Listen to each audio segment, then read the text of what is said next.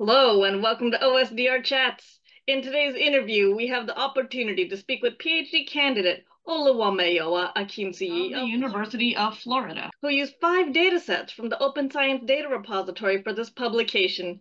The space environment presents challenges to human physiology with potential impact on gut health amongst astronauts. Increased understanding of gut permeability underscores its significance for spaceflight health.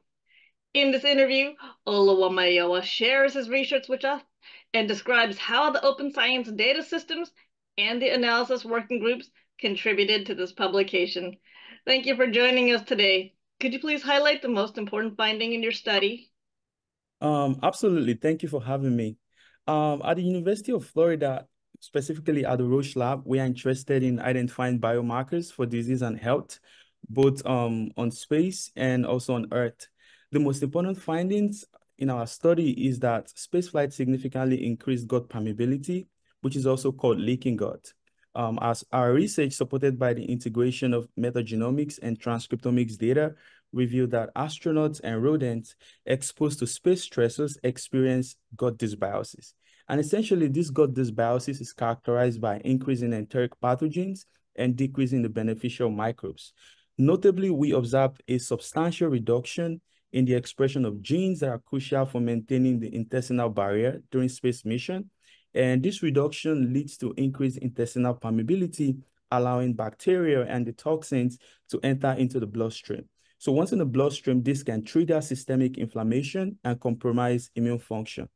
One typical example is the pathological process of osteoporosis, which is a big problem astronauts experience during spaceflight. And this can be made worsened by gut microbes and also weak gut barrier. So the increased inflammatory response due to increased intestinal permeability might actually activate and prolong osteoclastogenesis, which can ultimately alter bone remodeling and result in bone loss. So in summary, our finding underscore the critical need to develop effective countermeasures to treat gastrointestinal health during long duration spaceflight. And also one key thing our work pointed out was that there is clearly more work that is needed, to increase the awareness about the problem of leaking gut during spaceflight. That's very interesting to hear. My second question is, how did the open science data systems or the analysis working groups help assist you in your work so you could achieve these research goals? Yeah, the Gene Lab system and the analysis working group were instrumental in our research. They provided us with access to a comprehensive database of genetic information from astronauts and rodents that were flown to space. And essentially, this allowed us to perform detailed transcriptomics and metagenomics analysis across various space missions.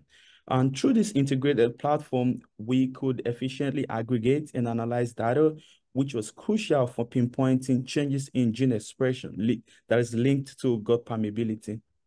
Additionally, for the astronaut data set, the AWG, they supplied us with, pre-analyzed data sets with complete metadata. This was really cool. And essentially all relevant information regarding the study design, the sample handling, the storage amongst, other information or metadata was comprehensively presented.